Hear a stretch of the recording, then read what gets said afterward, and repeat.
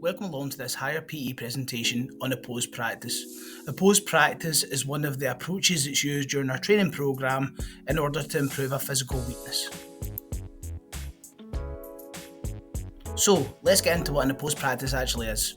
An opposed practice is basically when you're playing against an opponent. There's somebody trying to stop you from doing the skill that is your weakness, somebody that's getting in the way, much like they would actually in a game. So this phrase here, or this statement here up in the screen at the moment, actually puts it together perfectly. An opposed practice is any practice where the participant competes against a human who is acting as an opponent, a defender, a goalkeeper, a blocker in volleyball. In this video here, we can see an opposed practice in play. The person in the red circle is working on their physical weakness, which is spiking in volleyball, and you can see the arrows are pointing to the two humans that are acting as essentially opponents, which it would be in a game. So the person at the front with the front white arrow next to the net, that is the blocker, and the person with the white arrow at the back, that person there is the defender. Their job here is to try and stop the spiker from basically landing a spike in the court. They are acting much like they would actually in a game. Other things to look out for is the number of repetitions that take place, and also any other people that are required. We've got one person feeding the balls to the setter, and the setter playing nice feeds above the spiker's head to actually work on their weakness. In the higher PE exam, there's a number of questions that you may be asked. Within the question, there'll be a command word. These command words could be identify, describe, explain, evaluate, or analyse. Let's have a look at describing. This is a fairly regular type of question or command word that would appear in an SQA exam for PE. So, an opposed practice, let's describe it. What skill are you working on? Let's think of the previous clip. We could see that the person there was working on spiking in volleyball. How did we set up the practice? Well, we had the setter play nice high sets to allow the person, or the person with the weakest skill, to try and work on their spiking in volleyball. Over the other side of the net, we had a blocker who was trying to block the person playing their spike, and also we had a defender to also try and stop the ball from landing in the floor.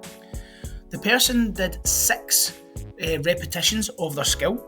They took a minute between each set of 6, and then they did another 6. And the idea here was the person was going to carry out 30 spikes. So we're going to do 5 sets of 6 repetitions. What equipment was required? Well, first of all, the volleyballs was required. We had a basket of volleyballs there, so there was 20 volleyballs in total. We had a volleyball net. Luckily enough, we were in a large games hall, and that allowed us to set up that practice. How many people were required? There was 4 additional people as well as the person that was working on their weakness. What was the goal of the practice? Well, the goal of the practice, the person that was doing their spiking was looking to have 3 out of the 6 land in the court with their spikes. And how often did this practice take place? As part of their training programme, they carried it out 3 times per week, and it was 50 minutes at a time. There is lots of positives and negatives about opposed practices. Let's just now look at some of the positives of opposed practice. So the skills that are learned during the practice are easily transferred into a game, or they're actually very helpful when transferring into a game. As you can imagine, there's a spiker. They also have to face against the blocker and against the defender. Therefore, when the person goes to form their spike in a match, they're far more used to what the pressure feels like because they've practiced with a blocker and a defender in the way. A second positive here is, when they're practicing skills, there's lots of opportunities to practice what it might actually be like in a real game.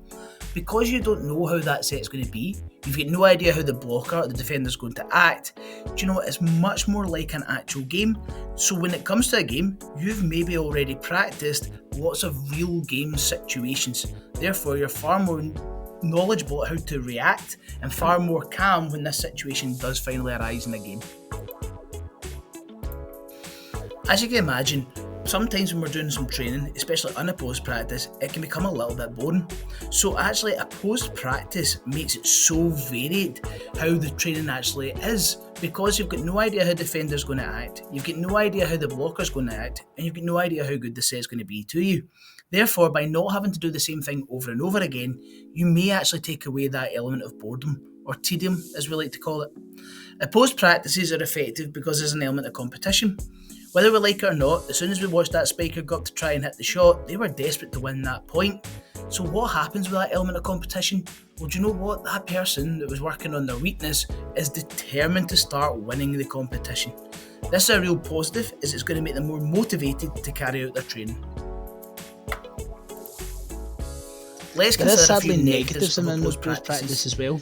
Sadly, an athlete, can put too especially much when they're just pressure on learning a new themselves, skill, especially when they're new puts to a far too skill. much pressure You on can them. imagine if the spiker They're in already their trying video to had get the never hit a technique spike correct, before, and all of and then all a of a sudden sudden they they're had a faced up with a blocker and they had and a a defender defender, trying to stop and it them. makes this That is challenge of not learning a new ideal skill when you're trying to very just learn the difficult. basics of a new Therefore, skill. opposed And quite practices often can be a people will try negative opposed if it's practices introduced at the wrong before stage they're of ready. development. They may actually be better try another Second opposed negative here practice. is the athlete may become too The athlete may concerned with become winning too and less concerned with concerned winning with and developing losing. their performance. And you know, Now, as actually soon as you're not faced up worrying against maybe about their friends performance or at people all. you train But with, as soon as somebody's you on might the be other really side of the determined net, to some win people only and get beat one them, into maybe their showing head, how good you and are. actually they give So no the athlete may consideration become to that concerned skill with that they're trying actually to just improve, winning or the the technique point that they're trying to rather learn. than the situation they're actually in altogether, and they're not actually going to develop their There is performance. sadly They're just so negatives in the determined to opposed win. practice as well.